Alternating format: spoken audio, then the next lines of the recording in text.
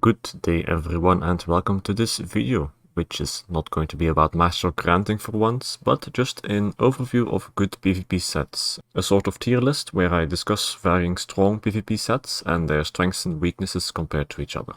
Before I get into the best sets you could have though, let me tell you about one of the best sponsors I wish I could have for this channel, Opera GX. Opera GX is a browser that is made specifically for people like you and me who love games, and is something I definitely recommend trying out by clicking the link in the description.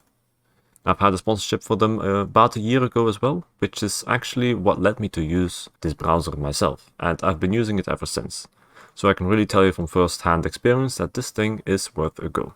It's got a lot of neat features that have become essentials for me. For example, you can control the network bandwidth and RAM that the tabs use, which is a feature I love because I tend to have a lot of tabs open, which on occasion even made my games stutter because of how much RAM was being used. Little side function is that Opera GX will automatically snooze tabs that are open that use too much RAM as well. Opera GX is also available on your phone through GX Mobile, offering great synchronization between your PC and your phone browser experience. If you're a frequent Google Chrome user, you can also use any of the extensions you can get on that browser in Opera GX. It also has a quick import tool that allows you to import all of your settings from another browser.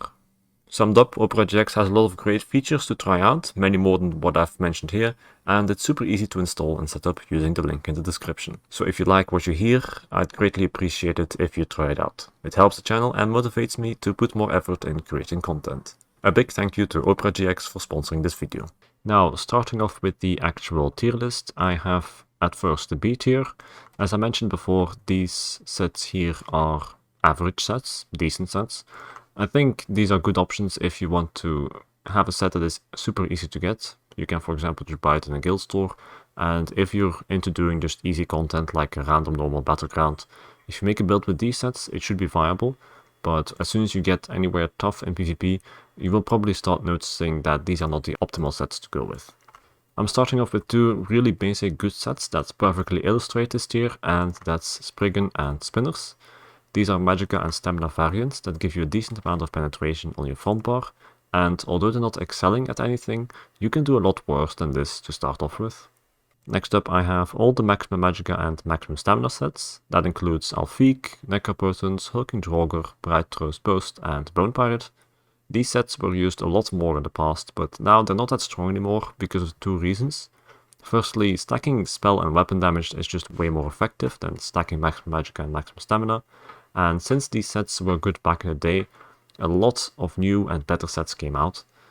That's why these sets are B tier at the very best now, and the only class that is still forced to use them is Masork. That's also one of the reasons Masork isn't good in PvP right now, but I've already poured this rant in 2 videos already, so I'll spare you this time. Similarly to the Maximum Magicka and Maximum Stamina sets, Sustain sets are usually not that good for PvP either, because it's very easy to get good sustain by simply choosing the right Mundus, Food or Race, and that definitely includes the Ambroplasm and Eternal Vigor set. They are more stat dense than the maximum stat sets such as Alfiq, which means that they are a somewhat better option, but there's also one set that greatly outperforms these two sustain sets, and I'll talk about that later on in the video as well. Next up is New Moon Acolyte.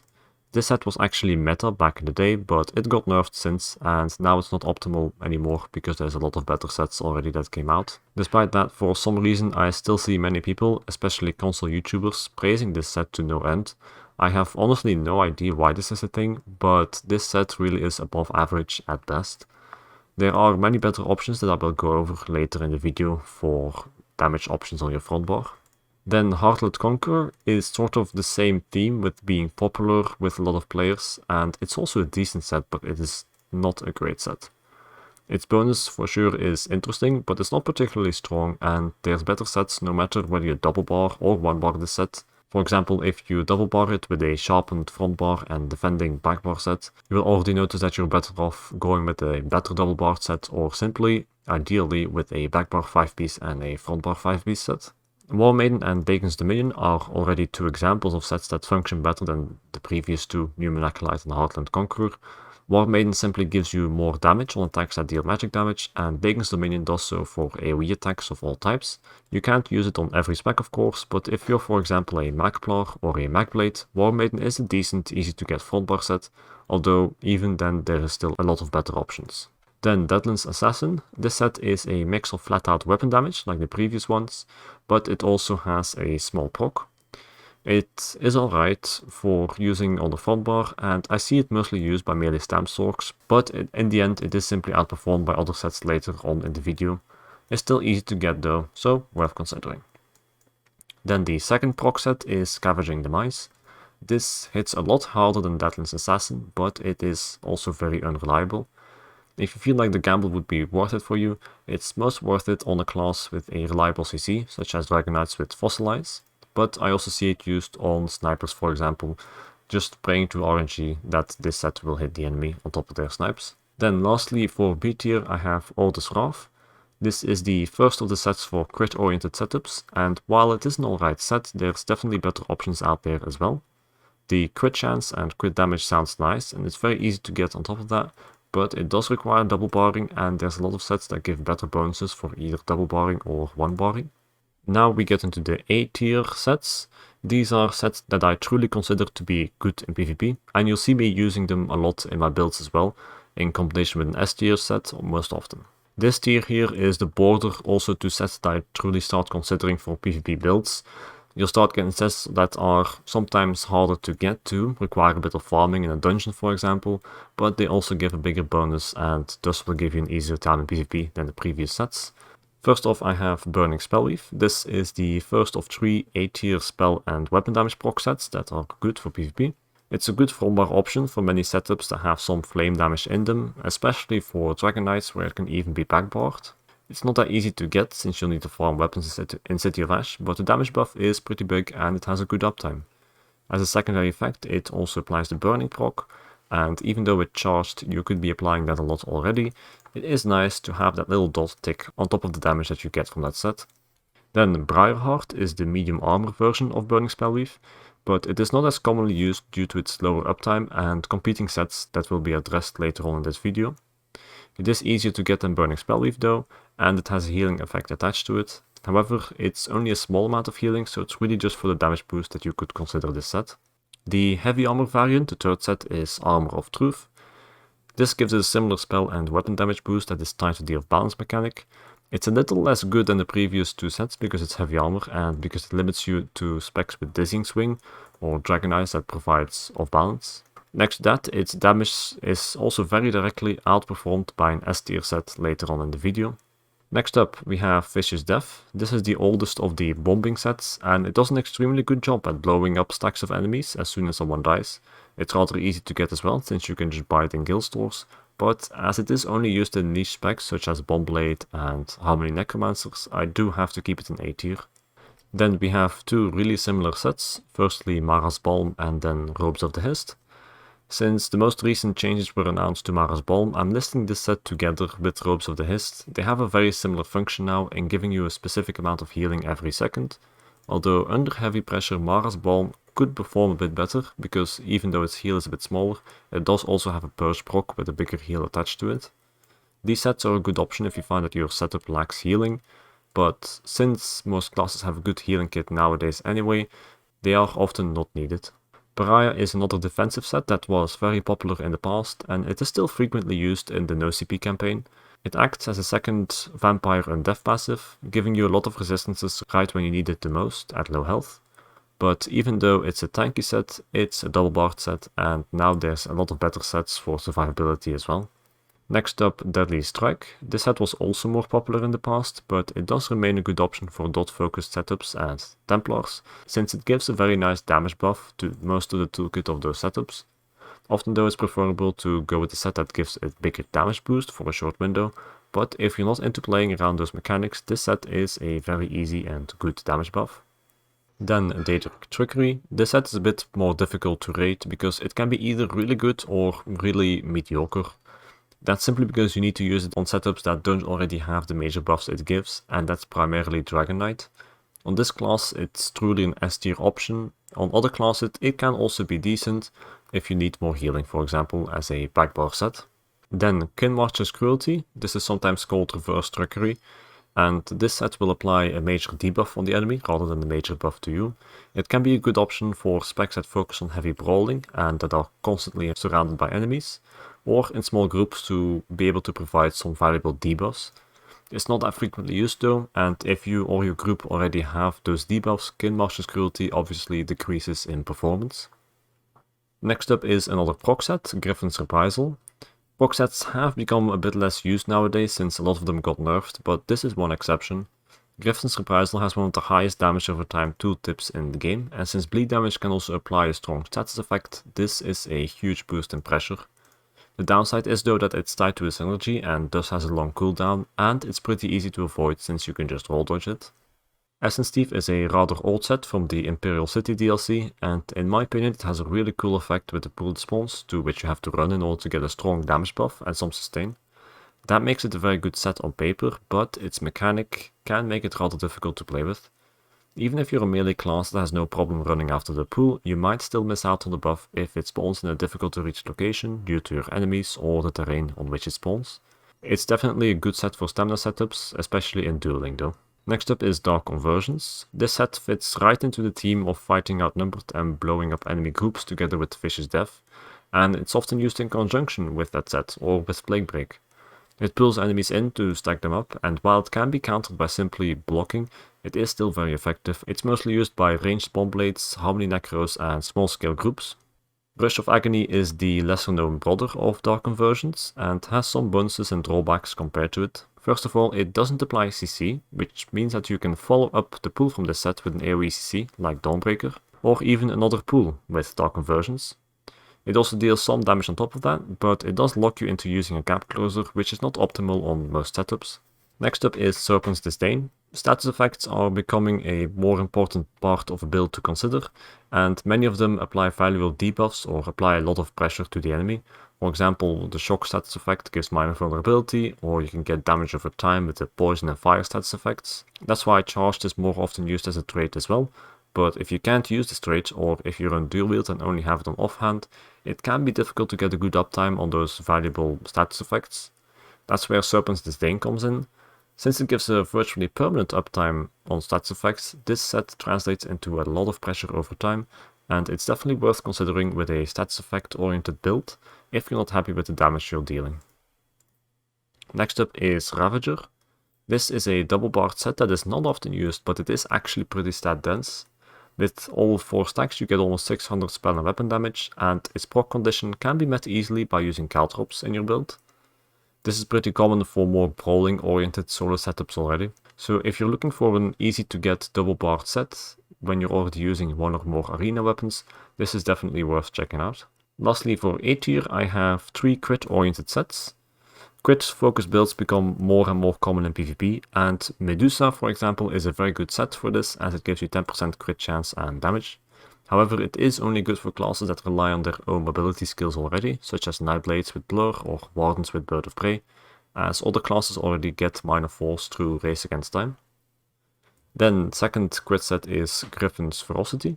This is a very similar set to Medusa, but it will also give mobility with minor expedition and some spell and weapon damage instead of crit chance.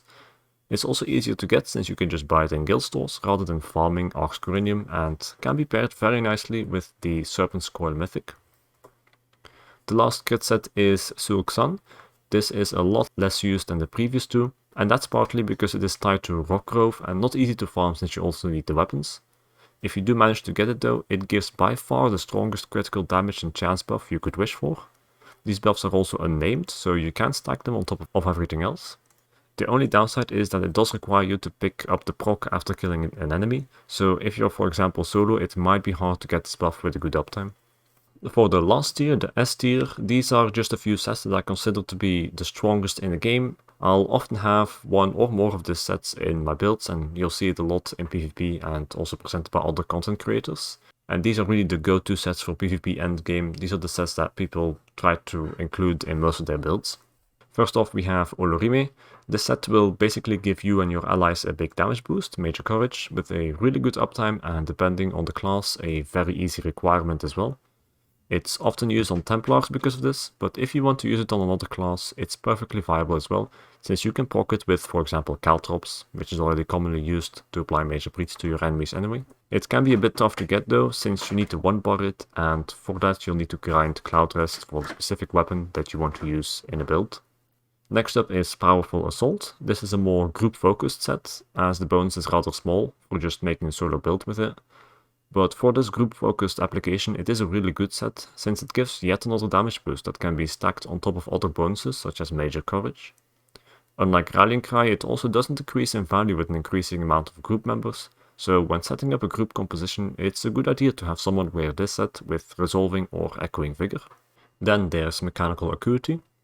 As I said before, a lot of people build into crit-focused setups now, and this set can be a big part of that.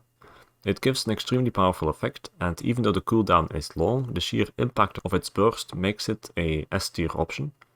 This is mainly for a class like Templar that has an easy time getting a long duration proc with jabs, but it's also often used in groups with, for example, a Warden DD to create a coordinated window for big burst. Clever Alchemist is a set that has been good in PvP for a long time, and in my opinion it remains S tier despite newer sets like Rallying Cry competing for the best 1-bar option. This is because there aren't really any spell or weapon damage boosts as high as this one, and the max health bonuses also allow you to stack health at the same time, which greatly improves your survivability on, for example, the Warden. It's also a crafted set, so it's really easy to get, and you can choose whatever armor weight you want. Even though it has a pretty long cooldown and you have to keep in mind on which bar you take your potion, if you learn to play around this set you can dish out bursts that are bigger than what you can get with other sets with longer uptimes. Next up is Stoon's Favor. This set has a familiar mechanic to some sets in A tier like Burning Spellweave or Armor of Truth, with it being a front bar set that gives a damage boost for a short duration. However, since this damage boost here is penetration, and a lot of it too, it becomes a better option than those previous sets. It's also not a named buff like Major Breach, so you can stack it on other sources of penetration and deal a lot of damage this way. It also has an excellent 4-piece bonus and is craftable and thus easy to get. You do have to play around the off-balance mechanic though, but if you play this on the right setups, such as with Dizzying Swing or on a Dragon Knight, this is no issue, and if you're outnumbered you can also get a really good uptime on the penetration bonus. Then Plague Break. Similarly to Vicious Death, Plague Break allows you to blow up groups, but it does have some further advantages compared to the former. It has a dot on the enemy that simply adds a little extra pressure, and it can also proc from the enemy purchase and not just enemy deaths. This makes Plague Break a commonly used option for both solo players and small groups that regularly deal with outnumbered situations. Fresh Vitality is a bit of a controversial set to include in S tier, but what is undeniable is that it is one of the most stat-dense sets in the game. Equipping this quite literally gives you all the sustain you could need in the build and allows you to focus everything else to damage, even including your food, mundus and all that. The reason that it's a bit controversial to call this set S tier is because sustain is really easy to get these days with a lot of other ways as well. Some classes need nothing more than just racial passives and a food like Orzorga Smoke Bear Haunch. That frees up a second set to push more damage, and this may net you slightly more damage in the end than running Wretched Vitality. Regardless, because of how stat dense this set is, because it can be one-barred, and because it makes surviving outnumbered situations a lot easier, I have to put this in S tier. Then Rallying Cry. This is one of the most used sets in the game right now, as it is super stat dense and covers a lot that you need in your build. Lots of players build into critical damage nowadays, and this set is an excellent counter to that and prevents you from being ganked as easily as well. It also allows you to change your armor traits, usually to well-fitted, reinforced or defiance. And if you use the latter with the Shadow Mundus, you can use this set to make a crit-based build yourself as well. On top of that, it gives a similar damage boost to, for example, Powerful Assault, and it can be easily backbarred with an accessible proc condition and long duration. Lastly, in this video I have Twice Fanged Serpent. This is a Craglon trial set, so not too hard to get, and one of the best penetration sets in the game. It's usually double barred and has a really easy requirement of simply damaging the enemy. It can be combined nicely with arena weapons on one bar or both bars, and then another 5-piece set like Rallying Cry if you use only one arena weapon. But that concludes it for this tier as well, with the best sets in PvP. Together with the other tiers, A tier and B tier, I think I have provided a nice overview of all the sets that are currently good in PvP. I hope in case you're looking to craft a build yourself that this may serve as some inspiration for new sets that you could use or new combinations. In case you're looking for more inspiration still, you could also check out my website, esopvpbuilds.com. There I have builds that are most often going to be using these sets here as well, in different combinations for the different classes. Next to that, I also upload builds on this YouTube channel, and I play on Twitch. I have gameplay there as well. So if you wish to subscribe to YouTube or follow me on Twitch, I would greatly appreciate it. In any case, I thank you very much for watching and see you next time.